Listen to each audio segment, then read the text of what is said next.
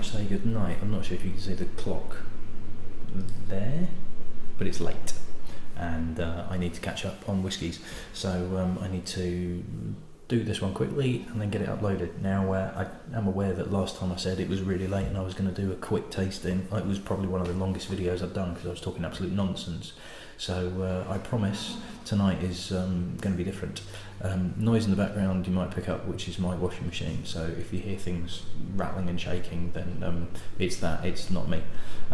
So tonight I'm going to do two, try and give myself a bit of a head start. And the first one we'll go for is another of the most well-known single malts, Scotch single malts around, and it is it comes in this drum roll, bottle roll, in this attractive little packaging, which is the Balvenie 12-year-old.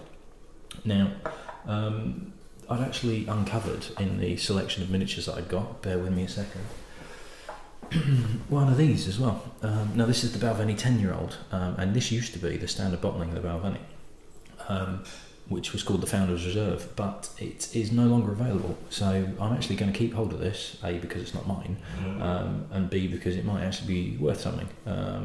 This is part of the collection of the miniatures that I got from Kyrie's Kyrie's friend's mum's collection, inheritance that she got, that she's asked me if I can sell and get them a bit of cash. So that is going in the pot for ones to sell, because that's no longer available, therefore it's a little bit collectible. However, the 12-year-old DoubleWood is now Balvenie's standard bottling. Now weirdly, considering it's a distillery and a brand that's really, really well known and quite a big seller, particularly in the UK, there's very little information about Balvenie as a distillery and its history on the net. I normally use a combination of Wikipedia, although we all know that's a load of rubbish anyway, Wikipedia, masterofmalt.com and thewhiskyexchange.com for information, and there's not that much for Balvenie as a distillery. What we have got is it was founded by William Grant, who was the founder of Glenfiddich. Now if you look at the map here, this is where it is in Speyside, and if you were watching the Glenfiddich tasting a couple of nights ago, you'll notice that it's in a fairly close proximity. If I now show you this one, which is a zooming in, you'll see that it is literally around the corner. They actually used the same water source because it was one of those that William Grant. Now this was Glenfiddich was 1886. It was founded with their first. Harley, you don't need a drink now. Oi. Cheers. Yes, Glenfiddich was founded in 1886. First distillation came on Christmas Day 1887. Balvenie was 1889 that it opened, and I can't even open this one. Essentially, from what I can gather, it was a case of, we've got the space, we've got the capability to do it, let's open another distillery. Now this, at the time of recording, is one of only 6 distilleries in Scotland that still has its own floor maltings. Basically on site they will dry the malted barley before going through the whole fermentation process and then distilling. So they are soaking the barley in water, and then as it's starting to germinate they will spread it out on a large concrete floor, tends to be, and they will heat it in order to dry it back out to stop that germination process, but have the right amount of starch sugars to start the fermentation process going. So they actually then provide maltings for Glenfiddich, just round the corner. Now Glenfiddich, if you watch that, and I'm hoping that you have, it looks as though I've picked up a lot of subscribers. Hello, very nice to see you. Big thanks to Joe on Whisky Wednesday for plugging me literally last night by the looks of it, and almost instantly loads of people are coming across to this one, so really appreciate that, Joe. Thank you very much. And if you haven't seen any of Joe's videos, if you've not come from his plug last night, then please do check out Joe's Whisky Wednesday. He does a weekly whisky review, and at the moment he's doing, say, a Highland Park vertical tasting, so he's done the 12, the 15 and the Dark Origins, and he's got a couple more to go. He releases a video every week. You can probably guess which day he releases it on. And yeah, fantastic bloke. Taste in films is a little bit iffy, seeing as that he's chosen to watch Street Fighter, the movie, over Boyhood and Strangers on a Train, but we can't have everything. So yeah, if you've not seen any of his videos, search YouTube for Whiskey Wednesday and subscribe to that, because it's well worth checking out. So anyway, if you didn't see the Glenfiddich video, that was really light, really fresh, really very big elements of pear and pear drops. Now Balvenie on the flip side is quite highly regarded for being quite rich and sherried, and the DoubleWood, which is the 12-year-old. This is one of these things about kind of marketing and the English language and wording on labels, which kind of annoys me a little bit, because this is matured in 2 types of cask. So it says on the label traditional whiskey oak and then an original sherry oak. Now Balvenie, what the fuck is a traditional whiskey oak cask? What is that? What's a traditional whiskey oak cask?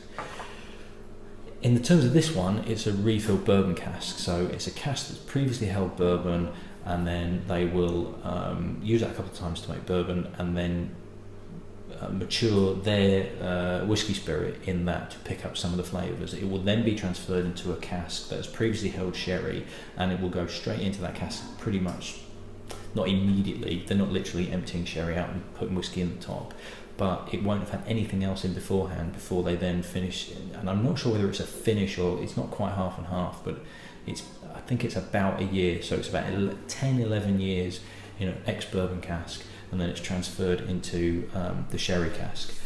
So it's giving you richness and depth and things like that. But looking at traditional whiskey oak on the label is just nonsense. It's just like, well, what does that mean? What type of cask is that? You've got stacks and stacks of these traditional whiskey oak casks. Well, good for you. Who else has got it as well? What's it made out of? What's been in it before? It's a nice marketing term, and it sounds authentic and literally traditional, but it doesn't mean anything. It's one of these things that are, you use words to make things sound more impressive than they actually are. I'm rambling again, so much for this being a quick tasting. Anyway, it's 43% as well, so it's a very, very slightly higher alcohol percentage, but as we found out in previous tastings, you can get a really good balance of, if it was say 40, it would actually lose a little bit of the complexity in there. A nice rich nose. Now it's quite fiery on the nose. I'd almost say this is probably 46 or higher, just because of the way that it's kind of really caught my nose. I'm not breathing in particularly heavily as well, but yeah, it's quite. There is a raisininess to it. There's a nice fruitiness to it, but there's quite an edge, which is an alcoholic edge as well.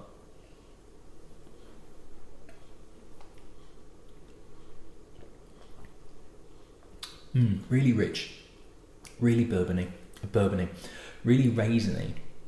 And the reason I said bourbony is it actually reminds me quite a lot of bourbon. It reminds me probably more than anything of the Knob Creek, which has got that kind of dark fruits edge to it and a little bit of fieriness.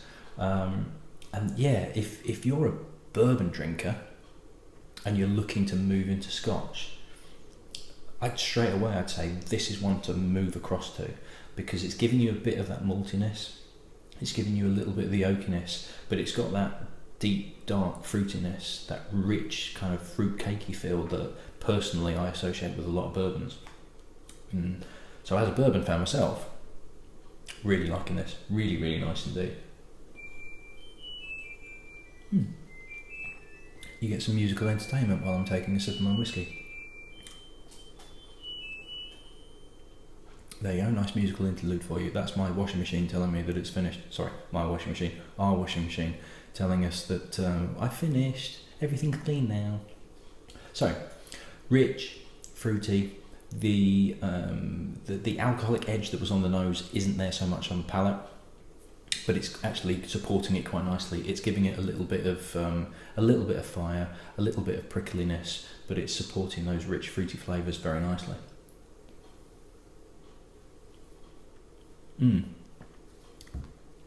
That's a cracking dram. That's a really solid, dependable.